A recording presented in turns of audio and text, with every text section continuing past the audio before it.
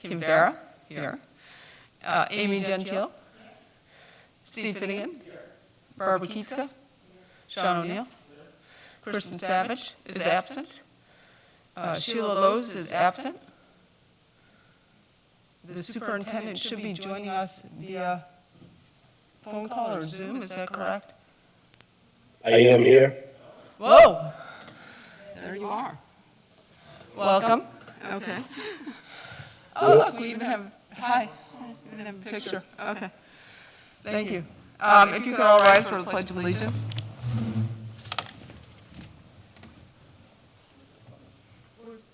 It's behind her. I pledge allegiance To the flag of the United States of America.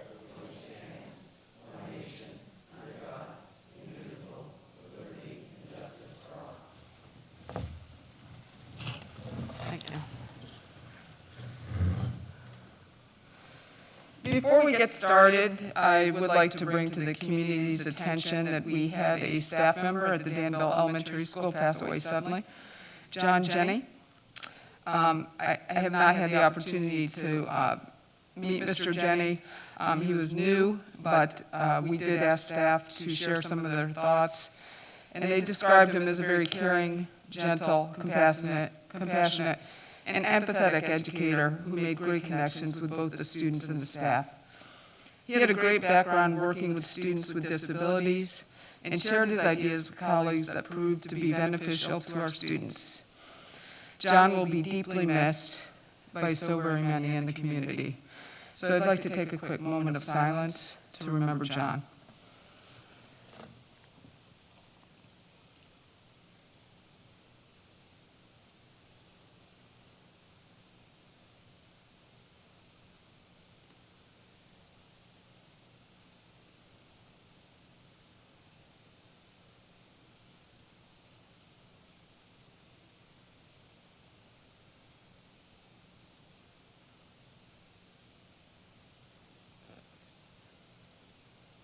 Thank you. And now we'll move on to the approval of the minutes. We have two sets of minutes. There's a set of minutes from the meeting on December 10th. Seek a motion to approve those minutes. Sean makes a motion, Brian seconds. All in favor? 7-0. Moving on to the minutes from 12/16/21.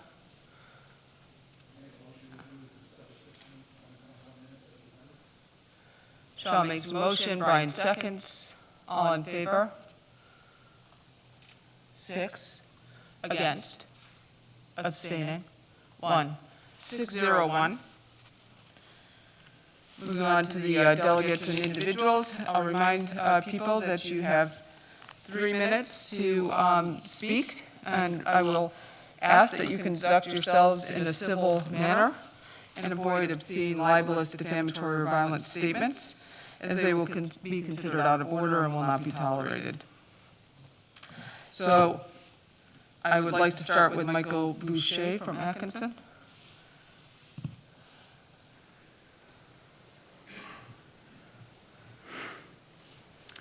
Good evening, and Happy New Year. We all want to have Happy New Year. This year I hope we can have open dialogue without profanity or threats, or even the occasional drive-by the homes of some school board members, which accomplishes nothing more than disturb the peace. I hope this year we can resolve the issue of teachers being arrested. I would expect a shakeup in the Human Resource Department after reading in the newspaper that the Human Resource Manager did her job after the fact. Timberland has some great teachers, and we should continue making sure that we hire the best. I look forward to some of the changes this new year could bring. I'm excited that Mr. Kalin is our interim superintendent. I feel that Mr. Kalin is very supportive and engaging with parents based on conversations I've had with him, in addition to feedback that I've heard about him from other parents. I know There will be a search for another superintendent, but in the meantime, I would like to see the current administration establish some of the community building efforts that were set prior to the withdrawal from SAU 55. The Diversity Advisory Committee, in which I was a member of, is much needed in these heightened times of tension. I'd also like to see a return to STEM events, which will help enlighten and prepare students for the future.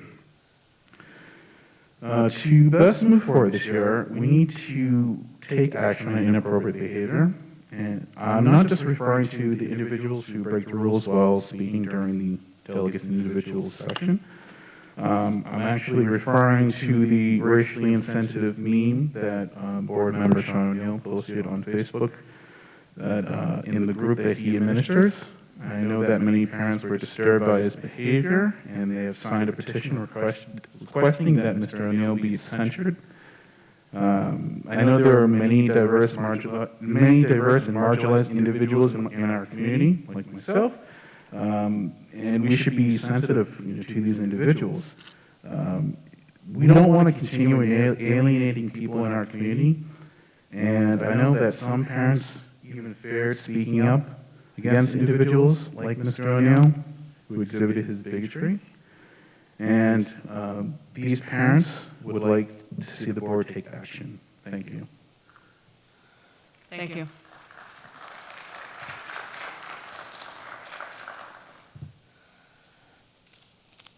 Moving on, but before we do, I would like to remind community members that speak that if you have a complaint regarding an individual employee of personnel or students, those should be directed to the superintendents in accordance with board policies. Next is Coral Hampy.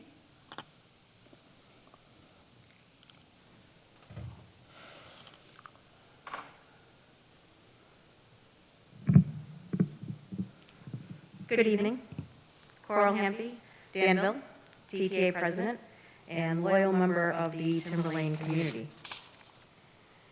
The Timberlane Teachers Association and the Timberlane Regional School Board participated in mediation on December 30th to attempt to reach an agreement on a successor collective bargaining agreement which would become effective July 1st, 2022.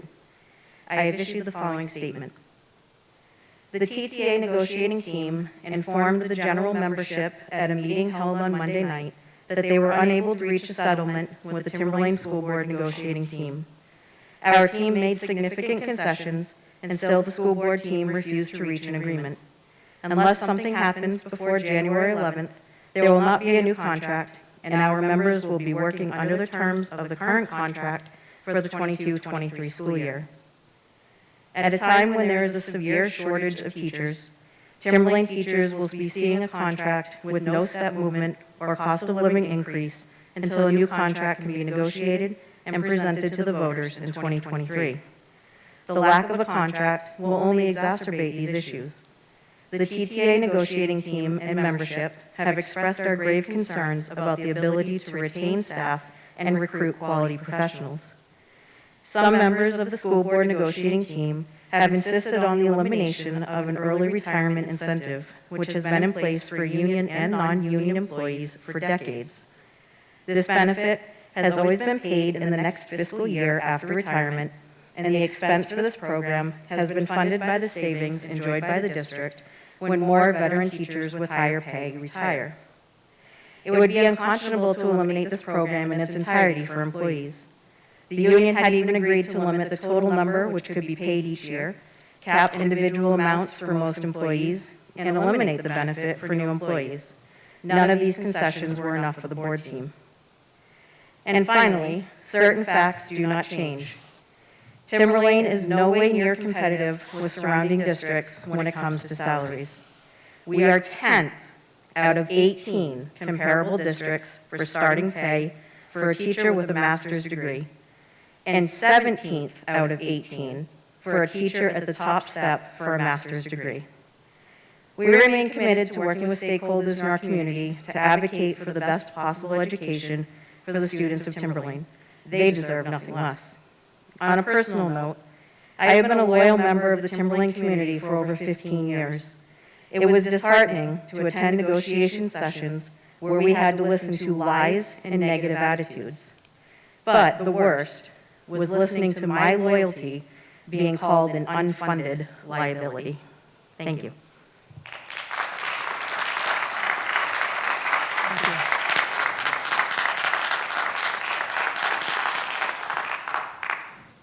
I am going to allow Mr. Boyle to speak to that comment.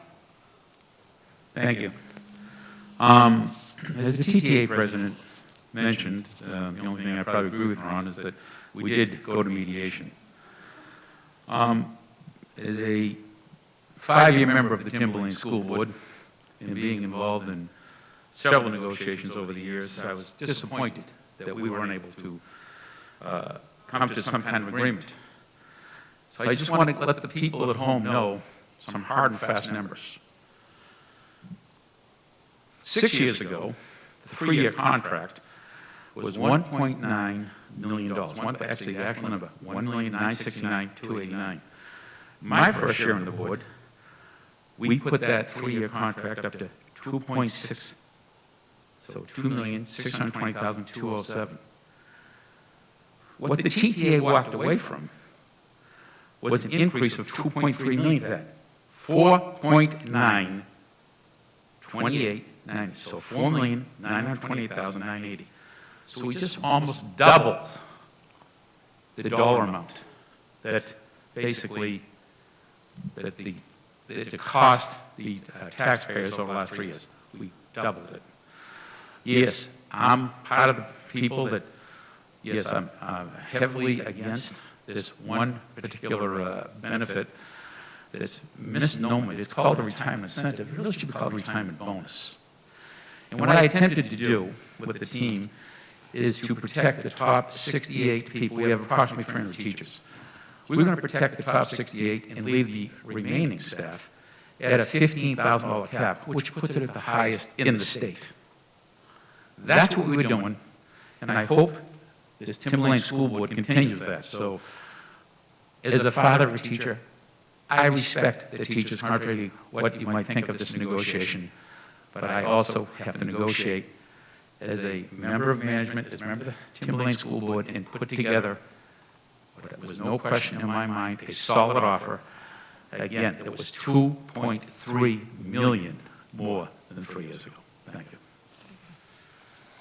Moving on to the delegates and individuals, Nolan Pelletier.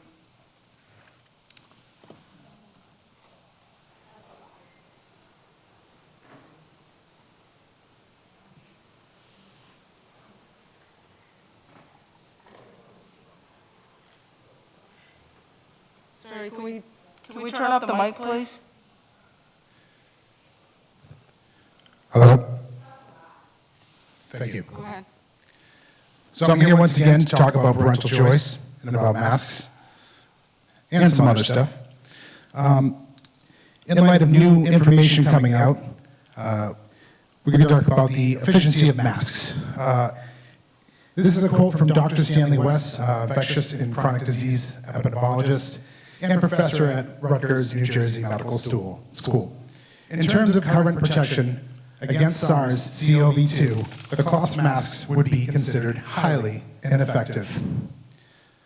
Another quote, cloth masks are a little more than facial decorations. This is Dr. Lena Wen, emergency physician and visiting professor of health at the Policy of Milken Institute School of Public Health. She continued on another interview to say, this is what scientists and public health officials have been saying for months, many months in fact. But yet you continue to keep our kids muzzled up. In light of this information, ineffective masks, you are putting our kids, you're making them wear stuff that is not effective, you're affecting their social skills, you're ruining their childhood, you're ruining what school could be for them in a false guise of safety. And if we want to talk about safety, it seems like you're more concerned about arresting parents for wearing ineffective masks on their face than you are about safety in your own school. If we go back in time, I know this is not we're going back to Metzler now, but we're going back to Chris Gemp in 2020.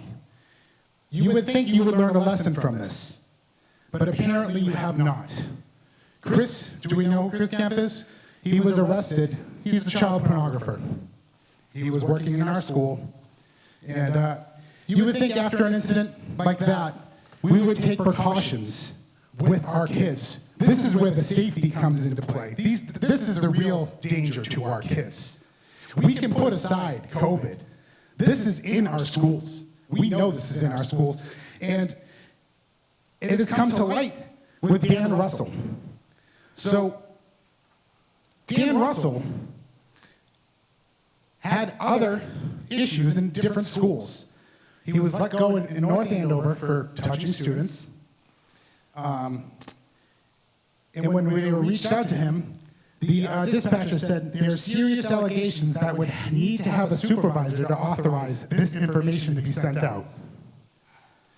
That information, that he gyrated and humped a student. That's pretty concerning.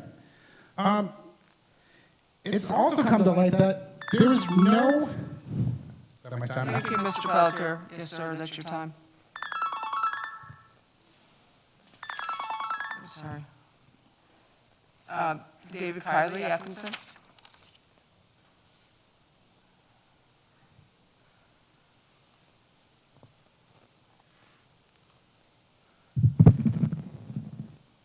Hi, Happy New Year as well, thank you. Leanna Wen, I think she was also health commissioner of the city of Baltimore too, before going to Boston. And I was surprised to hear her say that. She said it wasn't effective for Alpha or Delta or any of the variants prior to Omicron. She's the same person that wants people like me in an internment camp. I mean, this is not someone who would be sitting here with us advocating for getting these off the kids. Scott Gottlieb, former FDA commissioner on Face the Nation just a couple days ago, cloth masks aren't going to provide a lot of protection. That's the bottom line. It's an airborne illness. We now understand that. Now they do. We've understood it for a very long time. And a cloth mask is not going to protect you from a virus that spreads through airborne transmission. It could be better. It could better protect you through droplet transmission, something like the flu, but not the coronavirus. We have 47 hospitalizations out of 45,000 cases in New Hampshire.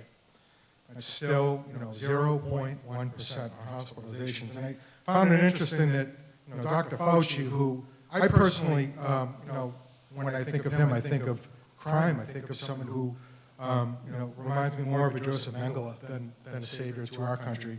Children who are hospitalized, many of them are hospitalized with COVID as opposed to because of COVID. They automatically get tested for COVID, and they get counted as a COVID hospitalized individual, when in fact, they may go in for a broken leg or an appendicitis or something like that. So it's overcounting. These are his words just a couple of days ago. So, the only reason why I bring these quotes up is because I really want you to think about ask yourself, what led to my decision when I made these things mandatory, last summer and prior to that? You might say the science, the experts, CDC, DHHS, the MOU. What was your bias at the time? Did I look outside my bias? Did I look at local resources? Did anyone bother to look for occupational toxicologists or industrial hygienists to understand how air, particulates move through cloth, through what the sizes are of these things? Did I bother to inquire why the NIH says that children are not vectors for transmission? Did I ever ask, why are they saying one thing, but the NIH says they're not vectors of transmission because their virulence are fractional compared to adults like us. That's why. They catch it from adults, not from other kids. So that's all I really have to say. Thank you. I hope you reconsider. Please reconsider getting these useless things off of our kids' faces, which is harming them and harming their development as human beings. Thank you. Thank you. Sean O'Neill. Excuse me, Sean, if you're going to speak as a delegate, we typically have those people move to the front. Okay.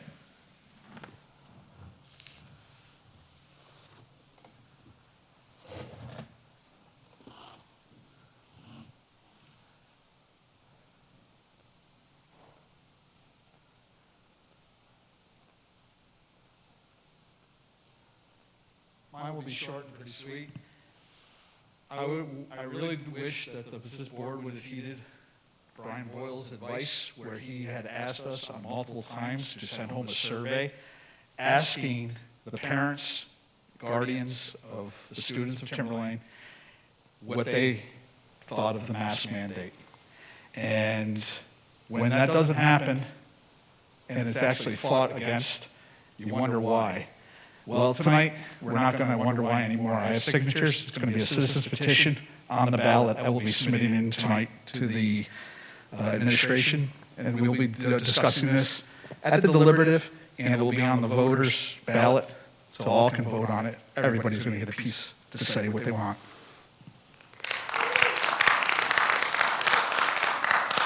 Thank you. Okay, moving on, I don't think our student rep is here. Barbara, you don't have any information from our student rep? Mr. Kellen did? I don't think so. Okay. Moving on then to the annual meeting warrant. The warrant does need to be finalized and posted by January 11th. I'm looking for a recommendation on Article 2 on the operating budget.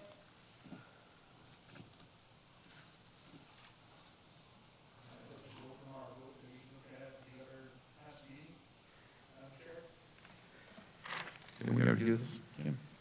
Didn't we recommend this? Did you recommend, let me look at the last meeting minutes. I know it was discussed.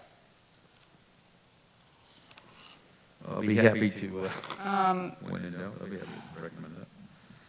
Well, you motioned to accept the budget. We're going to go with that vote of 700 from last time to move this forward. Yeah, it was that same dollar amount, right? Excuse me? It was that same dollar amount, the 75,753,607? We made that recommendation, I think. That is what the Budget Committee had approved. That's their number. And I believe it's the same as this board's approved. It is, but we still need to vote on the recommendation. You voted I'll to make a accept the motion budget. to approve $75,753,607 as the school board's recommendation for the operating budget. I'll second the discussion, I just want a clarification with the CFO, and I just want to make sure that the new administrative position was in that budget? It is? Okay. Yes, it was. Okay. Thanks. All in favor of that motion to put on the warrant as recommended by the school board, 7-0. That is Article 2 on the warrant.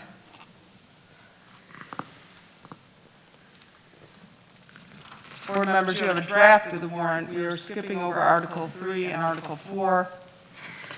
The next article that we will be discussing is the ratification of the collective bargaining agreement for the Timberlane Custodians Union. This is a 3-year CBA that the board personnel team has negotiated. So I'll look for ratification and recommendation from the board for this agreement. This is listed right now as Article 5.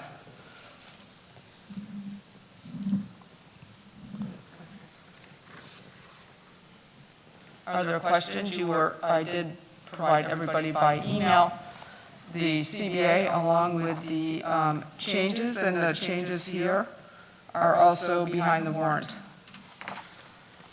I'll make a motion to accept and approve, accept or approve. To ratify the collective bargaining agreement and recommend by the school board for the warrant. Yes. Yes, what you said. I recommend that. Just say so moved, Steve. Thank you, so moved. I'll second that. Okay, there's a motion and a second on the floor. Discussion, Barbara? I got Oh, it here. Steve, it was Steve and Brian. Okay. Any discussion? All in favor? 7-0. Moving on to Article 6, looking for a recommendation to authorize for a special meeting. I'll make a recommendation to authorize a special meeting as worded in Article 6. All in favor? Oh, sorry. Second. If Steve seconds. Brian and Steve is the second. All in favor? What happens if we don't? If you don't want to do in favor of it, it's, The authorization for this first meeting, okay. All right. this is just saying that if that article that we just approved is defeated, to ask the voters to authorize another, to fund another meeting, to Should we get a revisit. second try? They can still get another meeting, but they got to petition the court, just as a cheaper method to All right. get a redo. All in favor? Barbara, or is your hand? No. 6 against? 1. 6-1. Moving on, and these warrant articles will be renumbered because some of the warrants on here will not be moving forward. Moving on to Article 7, I'm looking for a motion to ratify the collective bargaining agreement as agreed by the Food Service Workers Union and the Board Personnel Committee, or Bargaining Committee. So moved. Steve makes a motion? Second. Sean seconds. Any discussion? Much easier now, huh? All in favor? 7-0. Moving on to Article 8, authorization for a special meeting on cost items related to the previous article. So moved. Second. Steve makes a motion, Sean seconds. All in favor of Article 8? 6 against, 1.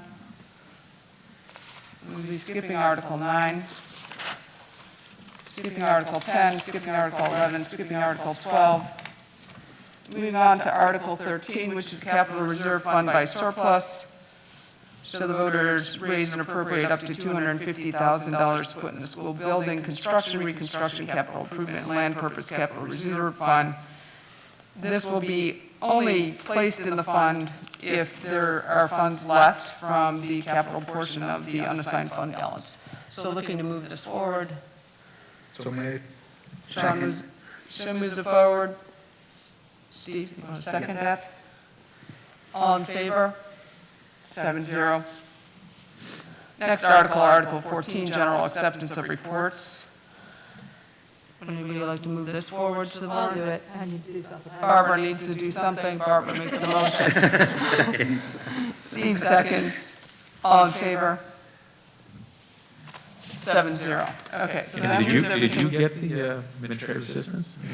Did you get that one? No, Brian, no. We're not, that's not moving forward. I think it is. No, Brian, that's what we just had the discussion before. Do we need to That recess? was a different group. Did we fit? No. You sure of that? Yeah. I paused and Brian. I just want to make sure I get the right names here. You might be correct here. Yeah, no, that's correct. Article 3 and 4 in the draft warrant are not moving forward.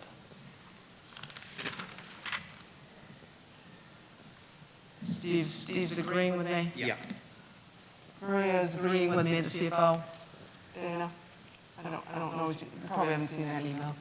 Okay. Brian, you all set? I am all set. I guess this was a misnomer what I was reading here earlier. Same acronym as something else there. BAA. Yeah, okay, I got it. Okay, all set? Okay. Sorry, just moving on to that. The next item on the agenda, this is just informational for the board. I wanted to thank Carl and his staff for providing this. As you know, the annual report has a summary from the school board about what the school board has accomplished over the year, and I did ask for a facilities update so I could incorporate that in. So you'll see here in your packet that this is the executive summary on the facilities update. It speaks to HVAC systems and also speaks to the agreement that we have now with the EEI, right? Barbara also provided some information, and how we're planning to use the unanticipated adequacy aid and also the portion of the ESSER funds that go to structural improvements moving forward. It also speaks to some of the aspects that have been done in the last several months, paving upgrades, fire suppression, arsenic filtration, and so on. So this is just for the board, this is a summary. Dr. Farah? Yep. Do you know, we asked for somebody from the community, from select board or other boards, to participate in the weekly energy efficiency performance contract review of things. Do you know if anybody stepped forward? I have no idea. Is there anybody that can speak to that here? Is there a community member that is now part of that group? Maria, do you know? Okay. So maybe we could put out another call. You would still like one, right? we're still looking, so we're looking for a community member. Barbara, maybe you can speak to this, so maybe you can put it out to the public, because I'm not aware of this. We have a whole bunch of HVAC and other improvements that we're making and auditing and trying to figure out what we're going to do to make the most effective use of this money. And it would be helpful to have somebody with like a building inspector's knowledge or other contracting knowledge to sit in on these meetings, which I think are every other week, Maria? Sorry. So if you can come down and just speak to that.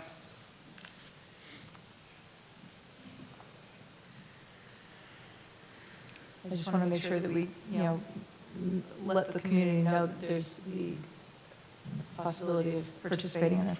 Yeah, at the beginning, we were having the meetings every week. Right now, they're doing the auditing of all the buildings, so we are not meeting until they have a report that they can give us with the information. But yeah, like Barbara said, if anybody in the community is interested in helping us with this project, it's for all the buildings. We're just trying to do a performance contract.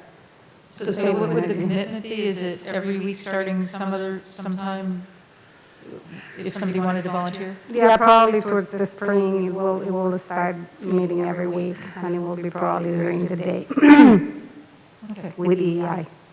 Weekly for about an hour? Yeah. All right, thank you very much, Maria. Mhm. So if anybody wants to volunteer, they can direct it to Mr. Inglesby. Have them just email the SAU office directly, Okay, or call the SAU and leave a message, and then we can move forward. sounds good. Any other questions on the facilities update? Okay, thank you. Moving on to the school goals presentation. I'm doing it in order that I have. So first is Angelo Fantasia on athletics.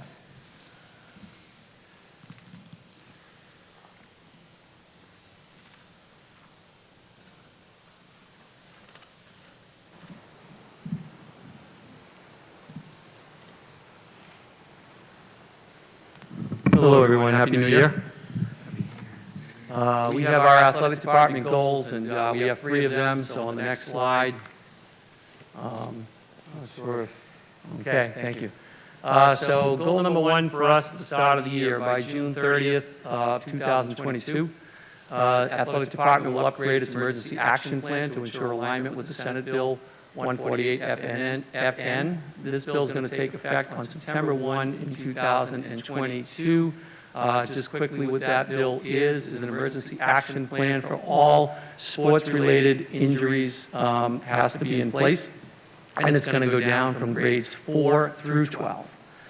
We currently do have an emergency action plan, and we are now in the process of assessing that plan as it relates to any upgrades that the law itself is going to ask us to do. So we are in the process of doing an assessment, and we will have more information for the superintendent as this year goes on. And that, like I said, is going to go from grades 4 through 12. It's not just middle school and high school. Okay? Goal 2, Timberland Athletic Department will provide a minimum of 3 diverse student leadership training opportunities for middle school and high school students throughout the school year, including a basic training session and a minimum of 1 advanced training session. We've hit this goal already, but we're going to go beyond this goal. Tim Lena, I want to give credit to people. Mr. Lena has been very active over the years with the athletic department in terms of Life of an Owl and Life of an Athlete programs. And also I want to thank Mr. Dan Donovan, who is a teacher and coach in our district. What we did is back in the fall, we had middle school grades 8 through 10. We did what we call a basic training, which is a Life of an Athlete program that talks about healthy life choices, drugs and alcohol, proper nutrition, diet, exercise, etc. So we did that for grades 8 through 10. And because we are now able to utilize the ropes course that is behind the high school, we've already had 2 trainings for grades 11 and 12 student leaders using the ropes course. And as I said, all credit to Mr. Lena and Mr. Donovan, who led that ropes course training. So our goal, although it's been met, we are still trying to do more things, and hopefully in the spring we're going to get more kids outside and more training opportunities. So that was very successful for us. Goal 3 is, I believe, on the next slide. As we all know, we do have a new athletic training company, so what we had said early on, still getting to know at this time Exeter Hospital and core physicians, who we are very, very pleased with. We have been meeting with them about our injury tracking system, and we were looking at what we do now, currently, and what they potentially wanted to do.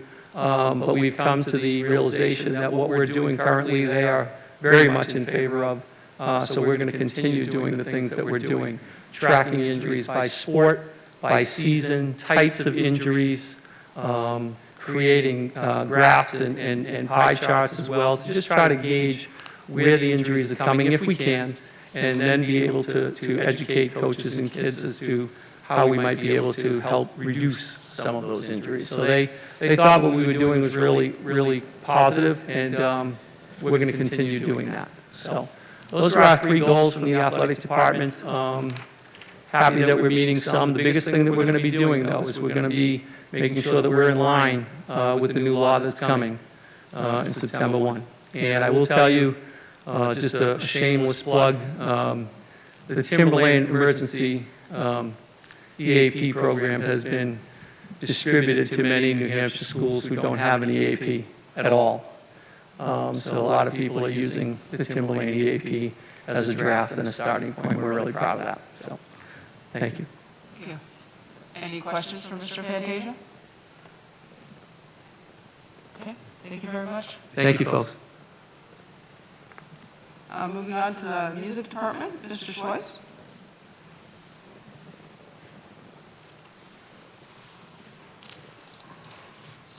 Hi, good evening. Kurt Schweiss, Interim Director of Music. We have our 3 music department goals. On the next slide is the first one. During the 21-22 school year, the Timberlane Music Department will improve communications with all music community stakeholders by augmenting and enhancing our digital and social media footprint, as measured by the creation of a website and new social media accounts with at least 1 update every 2 weeks. I know a big goal for the school board and for individual schools this year has been reaching out to community members and making sure that information is disseminated and everybody's on the same page.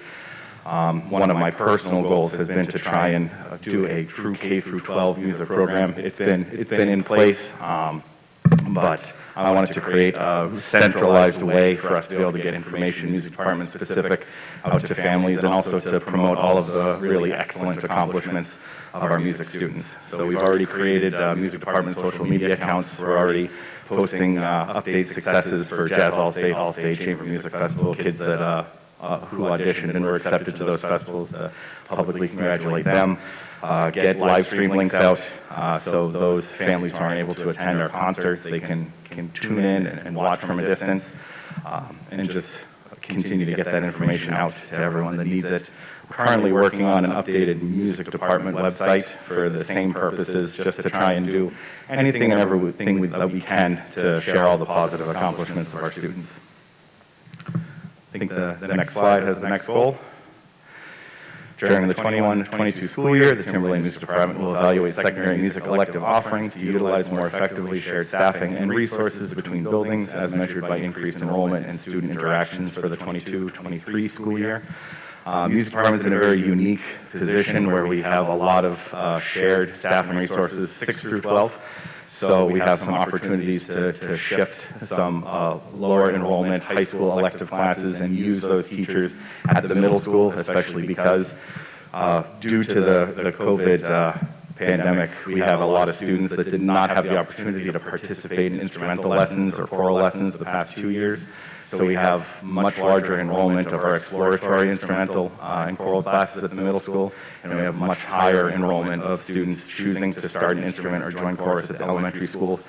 So we need to make sure that we have that infrastructure in place to be able to take those additional students in the middle school when they join us next year in the fall.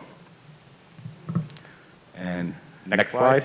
Thank you. During the 2021-2022 school year, the Timberlane Music Department will evaluate traditional performance offerings and determine the safest means to conduct student concerts as measured by successfully completing the same or more student performances as were held prior to the 2019-2020 school year. It was very challenging for us as a department last spring to figure out the best way to safely hold performances, and we were able to get some of them in here and there. It was very scattered. So the goal this year is to make sure we're able to provide high-quality performance opportunities for all of our students that we're traditionally able to have. And we've been able to do that so far. We don't have necessarily control over state-level festivals, but as far as internal in-house performances, we had our winter performances in December from the middle school and the high school. We're in the middle of our elementary winter performances. We had 2 of them this week. We have 2 of them next week. And we're just staying on top of everything to be able to allow those students to have the same performances that they would any other year. Thank you. Any questions for Mr. Schweitz? Okay. I do want to say there's quite a bit of background information beyond these goals. That's for Mr. D'Antino, yep. And so I do want to thank you for that. So. Thank you. Mr. C? Good evening, folks. As was stated, there's some information in your packets that kind of give more information on some of my goals, but we can start with the first goal, please, Anthony. Okay, so right now, present and ongoing, the Performing Arts Center will be a hub of student-centered art through student art submissions. If you have a chance, just go out into the lobby, and we've just we were able to put up the 9 4x4 works of art that our Art Honor Society did this fall. And we also have places for art for first grade through 12th grade art. So the goal is to highlight what students are doing throughout the district here in one of our most public places, to celebrate students because they're the most important thing we have in this building and throughout our district. And so we plan on building upon that by bringing in some display cases so we can have 3D art as well and have that kind of ongoing through. The goal further down the line is actually to have outside art, sculptural works done by students and bringing in artists as well to celebrate the performing arts, but also add a fine art component to our building. Next year is our 20th anniversary, and so our goal is to kind of look to the past, celebrate what we've done here in the PAC, but now look forward to the next 20 years, by the time I retire in about 20 years. Okay, goal number 2, please. Present ongoing Performing Arts Center will be, we've started a Timberlane Alumni Performance Series. We're asking successful Timberlane graduates to come back and do workshops, classes, and perform here in the Performing Arts Center.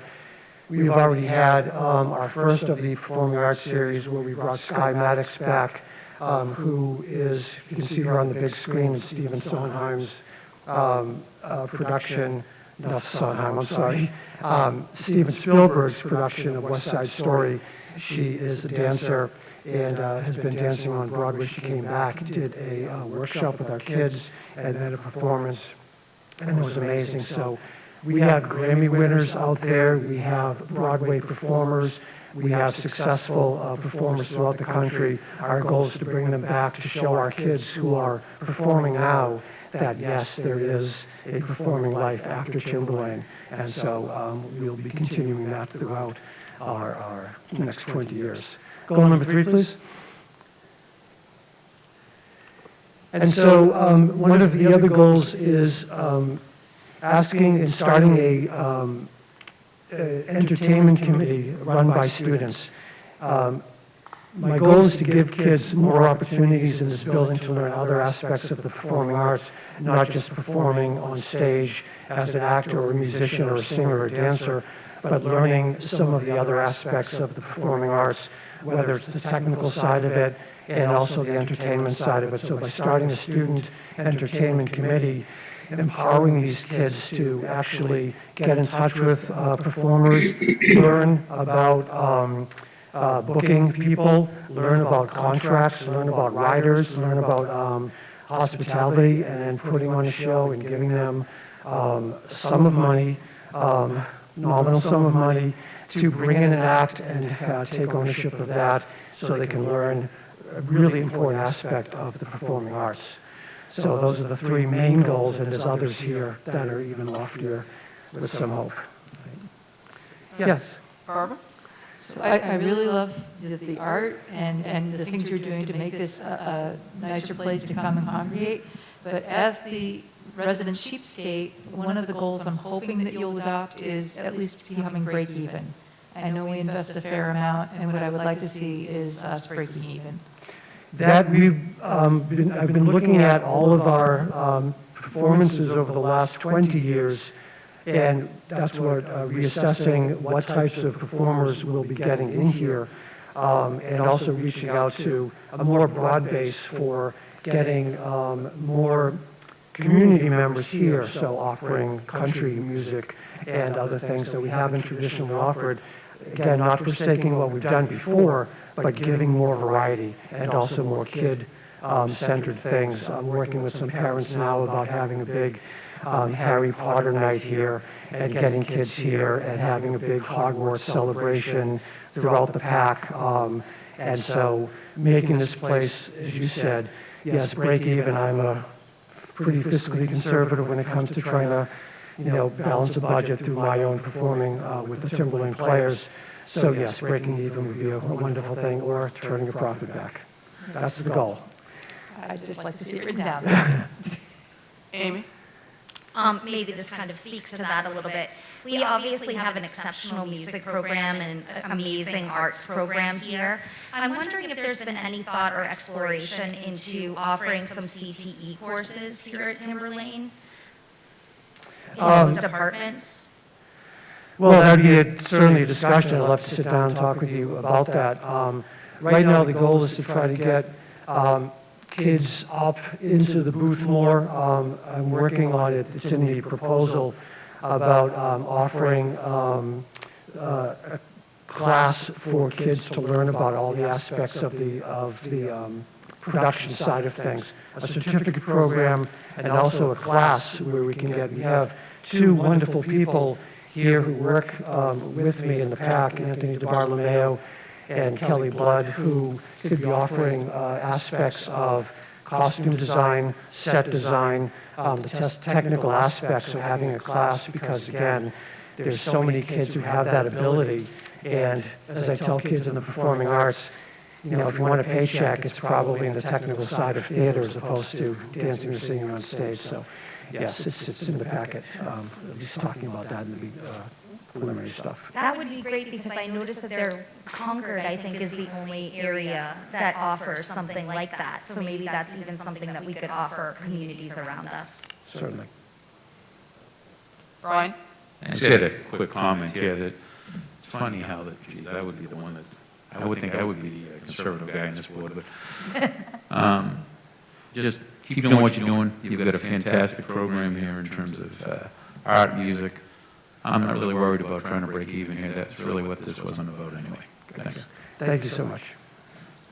And just, sorry, I just want to add in too, and because I would like to revisit this, because I know this was a topic of great consternation last year in regards to the music director splitting off from the Performing Arts Center, and I know we had a brief conversation when I was looking at the artwork, you and Mr. Schweitz. There are some kinks or responsibilities that still need to be worked out. I think we need to look at how we're going to move this forward as not an interim, and I would like to get that, Mr. Killen's still on up there, probably. I would like to have that brought back to the board here in the next 2 months so we could make sure that people's roles and responsibilities are determined for the upcoming year and any adjustments made. Whatever's good for the district and good for the kids especially is good for me. Thank you. Yeah, absolutely. I'm so impressed with the work by both Kurt and Eric that absolutely I look forward to that opportunity to bring that forward. Thank you. Okay, moving on, and also thank you, Mr. C, for also these Act 1, 2, and 3, and 4. Yeah. Evening division, no, that's okay. Later. Mr. Strange wasn't able to be here for evening division, but we have one more set of goals. That's okay, I'm here on his behalf. I'll do my best to present. So we've had an evening division here in the district for quite some time. Our associate principal at the high school, Scott Strange, oversees that program. It was fully described in our program of studies that you all saw last month. Typically, the majority of our students enrolled in evening division are also day school students, but evening division offers the same types of courses to help students meet credit requirements, to help them meet their graduation requirements. So it's another alternative program for students to attend school and to fit it in the way that suits them best. So Mr. Strange put together 3 goals for all of you. So the first one is pertaining to the exploration of dual enrollment courses so that students in our evening division can take opportunities or take advantage of the opportunity to earn early college credit through either New Hampshire Tech or Southern New Hampshire University, where we do offer dual enrollment courses already in our day school. So this is a goal to expand that option to evening division students as well. So they're in the process of looking into that this year. They're not sure if these would be new classes that differ from the dual enrollment classes that are already offered in day school, or be new ones. So that process is ongoing, but that is an ongoing goal to have that available for next year. Their second goal is to expand their offerings to support the completion of diploma requirements. As I said, our current courses that are offered align to our curriculum of what is offered in day school. Most of our evening division courses are taught by our educators that teach in day school, and they align to our graduation credit requirements. The specific goal that they're targeting is to expand art offerings and also world languages. So currently, students who are seeking a scholastic diploma are required to complete 3 levels of a world language in high school. Currently, we do not offer world language classes in evening division. We do typically offer 1 art course, but they're looking to expand that to allow students to meet those elective requirements for graduation. So we're not sure right now if that would be a full battery of world language classes. Many of our students, when they get to upper level world languages, encounter scheduling conflicts sometimes in their schedule. So rather than starting with a level 1 course, we may be looking to explore offering a level 3 or a level 4, where students typically have scheduling conflicts, to allow students to take advantage of fitting things in the way that fits best for them, to make sure that they can meet those diploma graduation requirements. So more to come on that. They're in the early stages of that process, Mr. Strange let me know. And then goal 3 is on the next slide. So the final goal is with regard to HiSET. That is the high school equivalency test offered through the state of New Hampshire. We currently have a HiSET program offered in evening division. We cap that program at 15 students. We currently have a waiting list of students looking to get into that program. And over the past 3 years, enrollment and requests for that program have increased. I think we were at 13, and then 15, 16, 19, with those over 15 on the waiting list. So we currently help our students prepare for the test. There are 5 tests that students are required to take. For students to take the test after preparing, they have to go to either Salem or I believe it's Exeter to take those tests. There are 5 of them again. It's a cost of $25 a test for each student. And so we are now exploring the option of becoming a testing center that would be at no cost to us. It would allow us the flexibility of our students remaining here to take the test. The only process that we still have to go through is to have a site administrator and a school counselor attend a testing session, be trained on it. They would administer a test themselves and become certified. And after that, we could become a testing center. And at this point, it would be for our students, but there's the option that we might be able to open that up to other area schools as well, if we so chose. So that's a goal for the upcoming year. This process, by the way, started prior to the pandemic. So you may have heard about this because this was an ongoing goal that was halted a little bit because a lot of our on-site testing and things like that had to shut down during the pandemic. So, and if you have any questions, I'll try to answer them, or I'll be happy to reach out to Mr. Strange to get you more information. I have a question. Why is the HiSET program capped at 15? That is self-imposed because of the limits that we have. I think they accommodate as they can. As soon as one student tests out, they can allow another student to test in, or to begin the process, rather. Okay. Yep. All right, any other questions? And I can ask him if it's a budgetary cap, but it's self-imposed at this point. And it may be because of the staffing levels that we have right now. Okay. Yep. Thank you. Other questions on that? Okay. Okay, thank you. The next item on the agenda is SAU administration. This is informational. The board, and this was mentioned last time at the last meeting that Dr. Cochran has resigned. Mr. Kellen was appointed as the interim superintendent. The board has, and I have in front of me as I have just signed this, we have negotiated successfully with Mr. Kellen.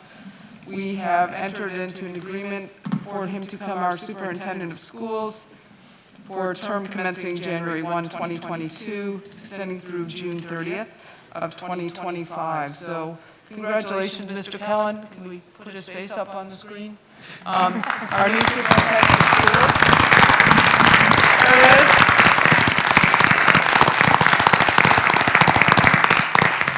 Sorry you couldn't be here in person. I am as well. I won't put you on the spot to make a speech or anything, but we look forward to working with you and moving the SAU and the district forward and entering into a new contract. Thank you very much. Thank you. I will, just a couple of quick words, say, thank you so much to the school board and the entire Timberlane community for the support that I've received since arriving here in July. It's been tremendous. I'm so excited with the level of talent that we have here in the school district, the families, and I look forward to, working together working together to really realize the potential that we have as an incredible school district. As you heard with a lot of the goals that over not only this meeting, but the previous presentations, there's a lot of discussion about improving our communication and providing more information out to our community. In addition to that, I really see this as a great opportunity for us to really engage our community members in the decision-making, in the improvements that we all want to see in our school district, and really, once again, just make it the best place that Timberlane can be moving forward. So it's incredibly exciting, and I look forward to future opportunities to share that excitement. And once again, thank you, and I will work hard to hopefully, meet your expectations. Thank you. Thank you. Okay, moving on then to policy reviews. We have first and second reads on several policies. So the first policy I'm looking to, well, actually, Amy, or you can speak to this policy. Who's ever chairing this? So the first policy we have for our first read is our ABD drug-free workplace policy. So just looking to get that for our first read. Do you have to take individual, or can we just? We should take this as a first read. This needs to go individually, and then the others can go forward as one as a second read. Great. So I guess we need a motion for the first read. Is there a motion to accept ABD as the first read? So moved. Amy makes the motion. Is there a second? Second. Katie seconds. Any questions? All in favor? Oh, sorry, Barbara has questions, go ahead. So is this one of the ones that's recommended by the state? This is a brand-new one, we've never had it before, right? This is a new policy, it looks like. Yeah, it was, yes, this came as a recommendation from the state. Oh, this is the New Hampshire School Board Association has recommended this. Correct. Remember last year or the year before, we sent all the, I think it was before you were on the board, Barbara. We sent all our policies up to the New Hampshire School Board Association for review and recommendations as to which policies we should be adding, deleting, and so forth. So this has, they're still working through this since we have over 300 policies. So this was come in as a recommendation that we did not have this policy. Okay, thank you. So there's a motion and a second. All in favor of this as a first read, 7-0. Okay. Great. So we have a few policies for a second read. We have BGC policy review and evaluation, BGE policy dissemination, JFA residency, and then what is not on there, but I did provide a copy to each of the board members, is ACAC, which is the Title IX policy. So all four of those policies for second read. So I'll seek a motion to accept those policies for a second read. So moved. Barbara makes a motion. Second. Steve seconds. All in favor? 7-0. Mr. Keller, I don't know, do you have an administrator's report? I don't want to put you on the spot. So listening. Yes, a couple of quick things.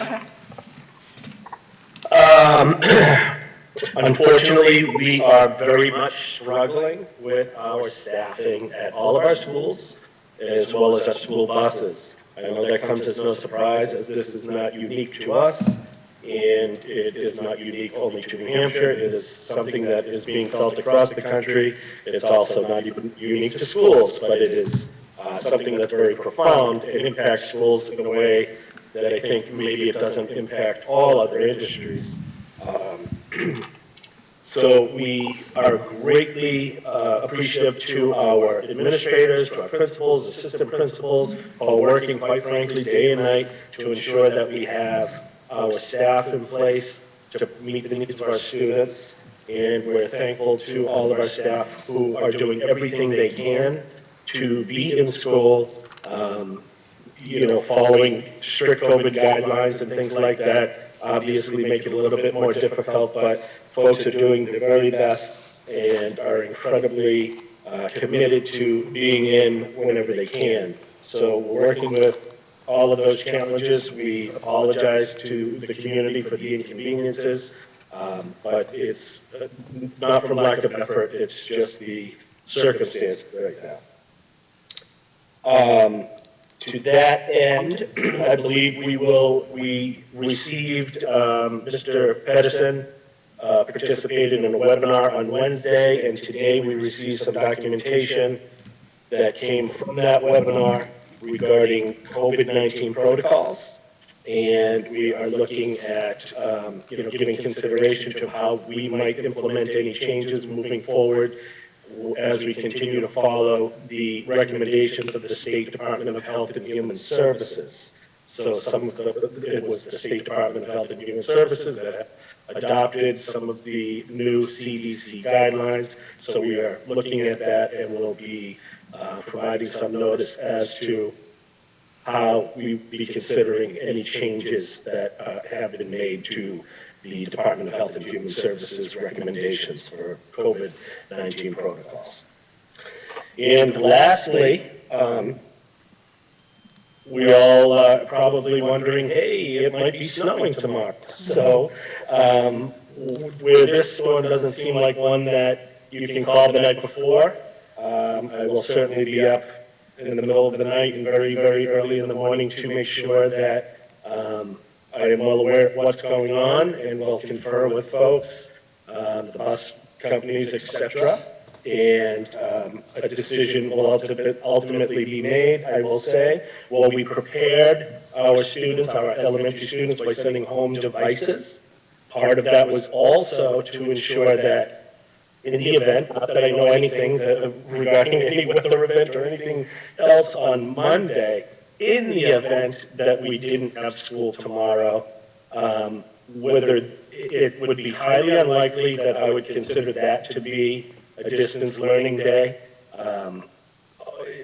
largely due to the first thing that I talked about. We're not really prepared to be able to ensure that we can provide distance learning to everybody. So in the event of an inclement weather and unsafe conditions to travel, it will likely be a traditional snow day tomorrow, if we opt to have a snow day tomorrow. But we wanted to make sure that all students were prepared, because it being a Friday going into a Monday, we wouldn't want to get caught where we could not do a distance learning day come Monday if for some reason there wasn't school for Monday. Hopefully I don't spread any rumors with this, but I wanted just to provide some information, some context. And I think that's all I have. Any questions? Okay, thank you. I think we should probably circle back on the updated COVID guidance. I do have an executive summary, and I'd like to ask Mr. Pedersen to come up and just speak briefly. New Hampshire DHHS has just recently, as of today, put out updated guidance as of this afternoon. So board members, this was being worked on before the meeting. Mr. Pedersen is all over this stuff. It's his favorite thing to do, I'm sure. My second favorite thing to do. This guidance has just come out, and we just had a little email discussion before the meeting about trying to get this out to parents and then implementing it for Monday as opposed to trying to scramble for tomorrow, right? Yeah, so as many people have heard, the CDC went from 10 to 5, but it's a little bit more complicated than just saying 10 to 5. The other piece of that is every COVID case is a little different and affects families a little different. So after this recommendation goes out, after these new guidelines are posted, there is going to be documents put out on our website. There's going to be, hopefully an easy-to-read grid that can get put out. But the best advice is going to be, if you are confused, if you're not quite sure of what or how this new guideline affects you or your child, definitely reach out to your school's health office. Our nurses, I'm going to do tomorrow, I'm going to meet with all of our nurses and go over how this affects students that are out currently. But generally speaking, there's two types of ways that the students or staff are out right now. It's both isolation or quarantine. And in both cases, there are ways to reduce that down, from the 10 days to 5 days. But it's not just a guarantee, out or a reduction. So the isolation, that's just somebody who has COVID or tests positive for COVID. They can reduce that from currently 10 down to 5 if they have no symptoms. I'm reading off on my notes here. They should have be fever-free for 24 hours. They should have reduction in symptoms. Testing is not required to come off of isolation early, but it can be considered. They should still continue to wear a mask for 10 days. And then the other thing is, some students are out on quarantine because maybe a close household contact had COVID, or has COVID. And in that case, they can reduce that quarantine from 10 down to 5. Again, it's not every case is going to be the same.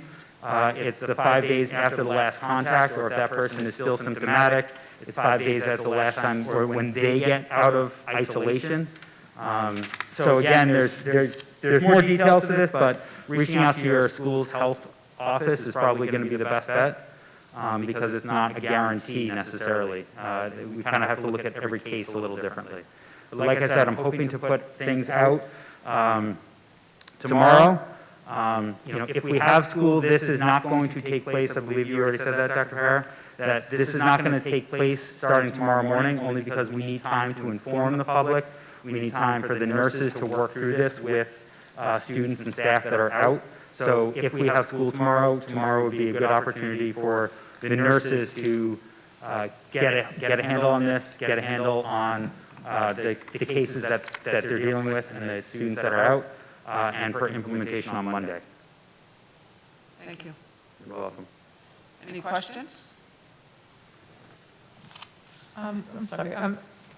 is there a quick way of explaining the difference between isolation and quarantine? Because I'm reading this through and it's just not getting through my head. Okay, so isolation is if you are in fact COVID positive, or you have signs and symptoms of COVID and are awaiting test results. You should be isolating. Quarantine is if you were exposed to a household contact and you are unvaccinated.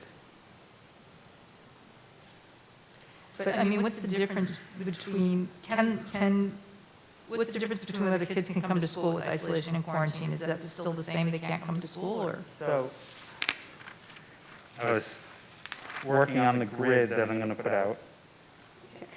Maybe that will help. So, the question is, I've been exposed, or not the question is, so I have been exposed in the school setting to a person who is COVID-19 positive. So that happens a lot of times. You know, when can I return to school? Immediately. So if you're exposed in the school setting, regardless of vaccination status, you can return to school immediately per DHHS guidelines. I've been exposed to a household contact, and by definition that is any person who lives or sleeps in the same indoor shared space as another person diagnosed with COVID-19, either a temporary or permanent living arrangement leading to exposure to a person with COVID-19. So I've been exposed to a household contact that is COVID-19 positive, and I'm quote unquote up to date, and I'm not going to define that, but it's defined in the grid here, on vaccination or unvaccinated and within 90 days of testing positive by antigen or PCR-based testing, you can immediately return to school. So here's the difference between now quarantine and isolation. So in those two cases, they can immediately go back to school. I've been exposed to a household contact that is COVID-19 positive, but I am not up to date on vaccination, therefore quarantine. And when can you go back to school? Not till at least 5 days after the last day of exposure to that COVID-19 positive individual, if you can successfully isolate from that person, or 5 days after that person has cleared isolation. So what is isolation? Isolation is I have tested positive for or have symptoms of COVID-19 and are awaiting testing results, and this is regardless of vaccination status, previous infection, or lack of symptoms, therefore you isolate. And when can you clear isolation? Not till at least 5 days after the start of symptoms or positive test results if asymptomatic, and you are fever-free, off of fever-reducing medications for at least 24 hours and other symptoms are improving. Okay, but in both the quarantine and the isolation case, the kids should not be going to school or staff. If a kid meets the criteria for quarantine or isolation, the student should not be coming to school for at least 5 days after they first meet that criteria. So in the past, it was 10 days. Okay, so, but it seems that more people are going to qualify under this than did in the Nope. past. No? The same number of kids are going to be asked to isolate or quarantine. Okay. It's just now instead of 10 days, 5. If they meet the criteria. Okay. Okay, all set? I think so. I'm looking forward to the pictures. Okay, pictures are always good. All right, thank you. You're welcome. All right, so moving on, this item is not on the agenda, and I'll do it before the personnel report. We have a resignation, a school board resignation. Mr. Boyle will be resigning from the board effective March 7th, 2022. So he'll continue to serve in his capacity and afford the town residents of the town of Atkinson to vote on his one-year term replacement. So he won't be completing his last year of his term. So it will be an opening for a one-year term in Atkinson. I do want to thank Mr. Boyle for his 5 years of service to the district. He served as SAU chair, he served as board chair, he's helped me immensely. We have always worked well together. We agreed to disagree many times. And, but one thing I can say about you is you're always respectful and you do listen to other people's opinion, and I very much appreciate that. You've been tireless in your work for the district, especially as it comes to facilities.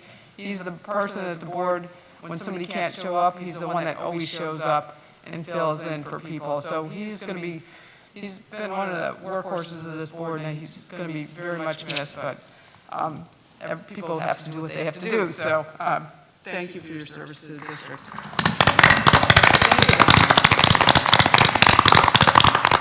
I mean, him, I'd like to thank the voters of, and residents of Atkinson for entrusting me in this very important capacity, and I did it the best of my ability, and I hope that the way I did it, that by putting it out there in the ballot, that Atkinson residents can, you know, find somebody else, and it's a very important role to serve the community in this capacity. So thank you again. Thank you. Moving on to the personnel report. We have one administrative resignation. James Pelletier will be resigning at the end of this school year as of June 30th, 2022. Okay, I'm assuming that's a typo. So I'm looking to accept the administrative resignation of Mr. Pelletier. So moved. John makes a motion. Is there a second? Second. Steve seconds. All in favor? 7. Thank you. I wish you well in your, and the board wishes you well in your future endeavors, and I do want to thank you for your service to the district as the assistant principal in the Pollard Elementary School. Moving on, we have 5 professional retirements. Marcia Lutstein, school counselor at the Pollard Elementary School. We also have Patricia Dearmond, Timberlane Regional High School English teacher. Mrs. Lee Dono, math teacher at the high school. Brooke LaMonica, math teacher at the middle school. And also Terry Spear, special ed elementary evaluator at Atkinson Academy and Pollard. I would like to seek a motion to accept those resignations. So moved. Steve makes a motion. Second. Sean seconds. All in favor? 7. I do want to thank all those teachers and staff for their service to the district. I know some of you have been here for many years, and I know my daughter had some of you going through her high school experiences, so I do appreciate your services. That's it for the personnel report. Moving on to committee reports. I'll start with you, Katie. Do you have anything? No. Brian? No, I guess basically we have unfinished business there with the different bargaining units, that's all. Correct. So the board negotiating teams have been meeting during the holiday season to continue working with the unions to try to come to some agreement, and we'll continue to do so until the 11th. Sean? Budget committee, I mean, they canceled their meeting because they were okay with the budget, moving off to public hearing. Okay, so that being said, the public hearing, board members, is next Thursday, January 13th at 7 o'clock, and will be located here.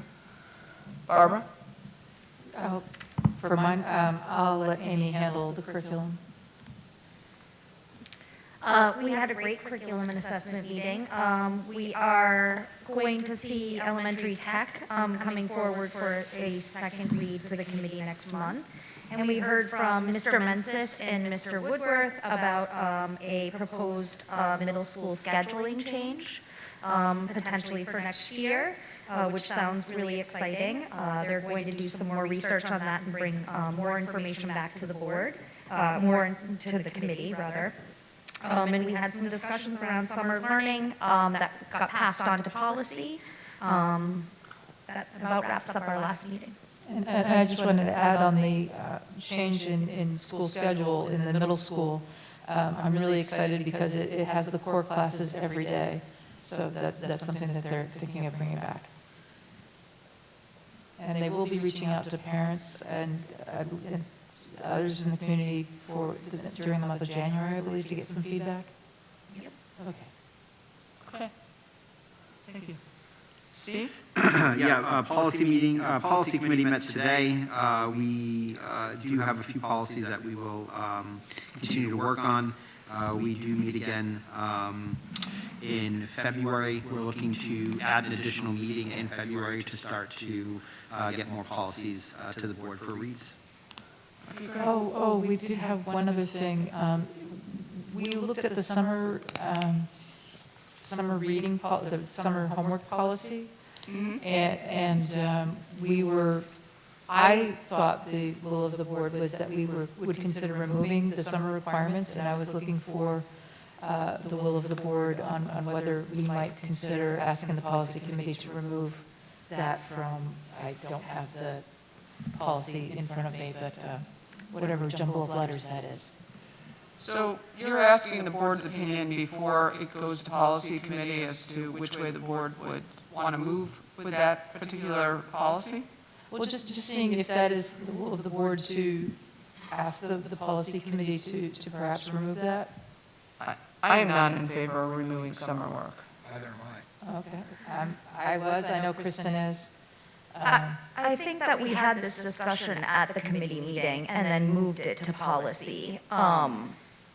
So we took a vote at the committee meeting and had quite a lengthy discussion about, it's not removing the policy, it is kind of refining the language in the policy. I will also say that we at policy committee did not talk about that today. We will add that to our agenda for our next meeting in February. Okay. So, just informally, obviously, Sean and I have already spoken out. We're for summer homework.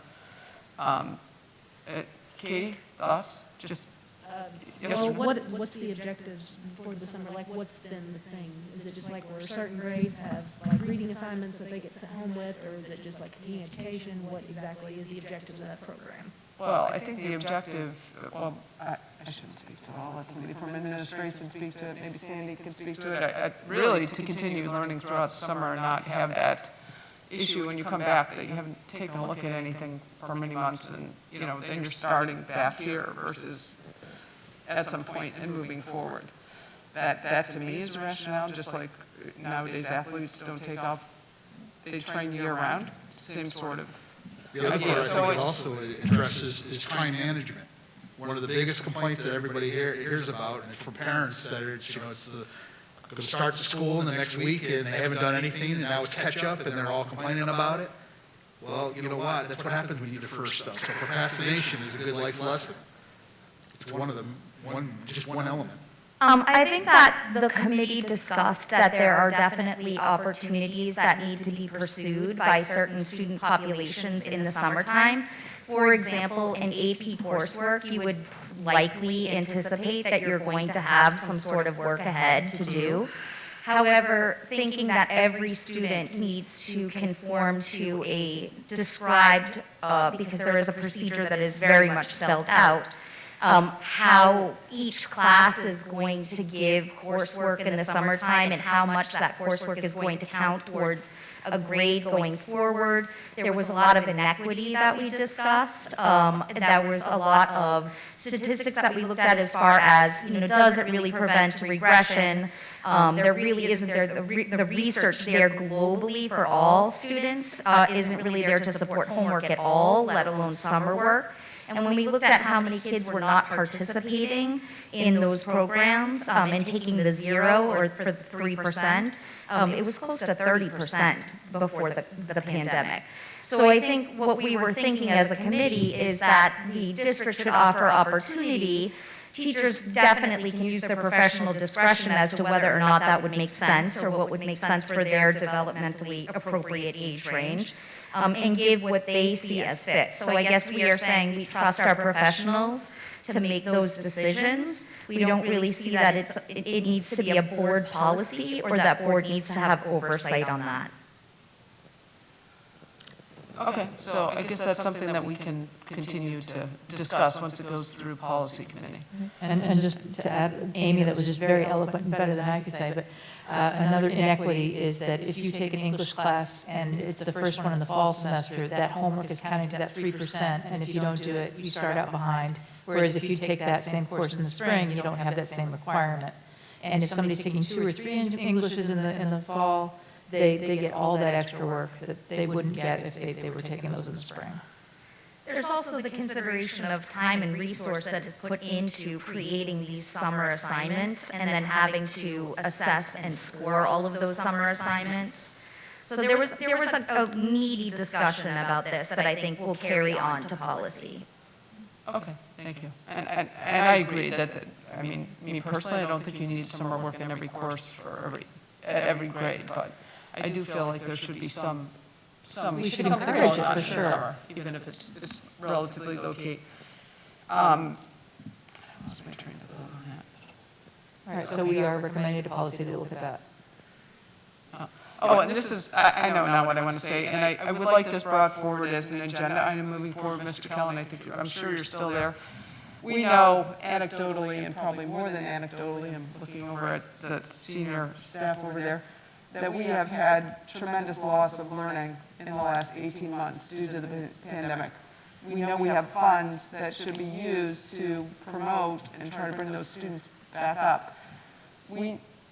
I would like here in the next 2 to 3 months to have a discussion or a presentation to the board about essentially where we anecdotally feel we are. I don't know if there's a means to actually quantitatively assess and to see what our plan is, especially as we move into the spring, to maybe do some summer work or provide opportunities for students to enhance their learning, especially those that may have suffered more academically than others due to remote learning. So I would like that brought forward in the next 2 months.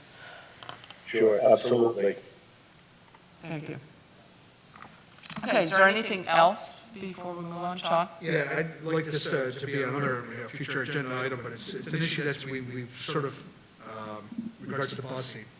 I've gotten a couple of inquiries in regards to some of the special needs transportation issues where our provider, Durham, is not basically showing up or is contacting the families and telling them that they need to provide their own transportation. I believe we have a contract with these people, and I want to find out, like, what are they doing to correct these problems? And I know hiccups come along the way, as natural any business, but this is something to be systemic, and it's starting to be more increasing, and I'd like to understand it a little bit better. Okay, Mr. Keller, maybe we can have an update on transportation. I know this is, again, with the transition to the new SAU, we don't have a full-time transportation coordinator, but we do need to make sure that transportation services are provided both to regular and special education students. Sean, if you have anecdotal information or information that you want to share with Mr. Kellen so that he can more adequately speak to the concerns that you are hearing, please share that with him so that he can have some idea what we're looking at. They are very legitimate concerns. I've spent quite a bit of time over the last 2 days working with both Durham and First Student to ensure that we're transporting all of our students. Absolutely, Sean, to your point, it has been problematic, more so with special ed transportation in Danville. We put together a couple of strategies to try and mitigate that. This is absolutely the result of staffing issues. As you all know, there was a bus driver shortage, not only in the state that probably 10 years ago they came up with a law declaring that we needed to study and come up with mitigation strategies, of which nothing really has proven to work yet, but it's compounded by COVID and, isolation and quarantining and all of that has compounded it this week. So we're hopeful that some of the strategies, excuse me, that we put in place will help, but it's not going to be perfect. And it was us who reached out to parents to ask any parents that could drive their kids, just as I did in the general message that went out, because as I said, this is the same thing with First Student. First Student was down 6 buses today, and Durham is down a few buses. So it was all in the same context, and that was my idea, so I don't want them to take the blame. It was reach out, and however, any parents that could help us out, that would ensure that their child would get to school timely, because otherwise they are running late as we're doubling up routes and things like that, so. And yes, to your point, I made Durham very aware of their contractual obligation to us, and that it has a significant impact on our ability to do what we need to do for our kids. Thank you. But we can talk about it more, too. Please feel free to just give me a buzz. Okay, thank you. Anything else? Amy? I just wanted to quickly kind of echo what Chris said earlier, Mr. Kellen said earlier, that I just want people to be mindful that we need to support our staff and our teachers, and that when we do that, we support our students. Being in the trenches myself over the past week, I know that it's been really challenging inside the buildings. We're still in the middle of a pandemic, and we have teachers and staff that daily go way beyond to keep kids in school and to support one another and to support those that aren't able to be there. I just want to show gratitude to those that have needed to step up and to step in over the past week or so. Nurses that are taking on more work than ever before, like we've heard, bus drivers that are taking on additional routes and students, admins that have been stepping into classrooms, and parents and students that have been flexible and patient, just like Mr. Cullen just said, even with driving your own child to school. These are just a few examples of many examples of the daily happenings in our buildings, how we're supporting one another. I think it's important for folks to know that we are working together and that we need to give grace and give gratitude right now. Thank you. Thank you, Amy. As Barbara said, you stated that very eloquently. Anything else before we go? And I do want to, I think the entire board wants to share Amy's sentiments. Barbara? While we're being grateful, I just wanted to give a shout out to Dean or whoever is up in the booth that's managing to put Mr. Kellen up and the agenda and switching back and forth very nicely. Thank you. Sean? In regards, I'd like to do a non-public. What would you like to do non-public under what? RSA 91-A:3, Roman 2, subsection C. Okay, Sean is making a motion to move into a non-public. Steve seconds. I will do a roll call vote on that, so Barbara can take the roll call. Katie? Yes. Brian? Yes. Sean? Yes. Barbara? Oh, you want too fast. Not Kate. Barbara? But we're just all gonna say yes. Let's just, Yes. Amy? Yes. Steve? Yes. Kim? Yes. So everybody's yes. Steve the seconded? Yes. Okay. All I need is the board. All you need is the board for the non-public. No one else? Okay. All right, so do you anticipate, I don't anticipate we'd come out with anything that needed to be addressed publicly, Sean? Sean? I'm sorry. What was that? I assume that we will not be coming out with anything that needs to be addressed publicly? That is correct. Okay, so for the public portion of this meeting will be over, then we'll just come out, seal the minutes, and that will be it. So you can turn down the cameras. Thank you for everybody that showed up. Thank you for your continued support in the district. We'll continue to try to do the best we can for you. Take care.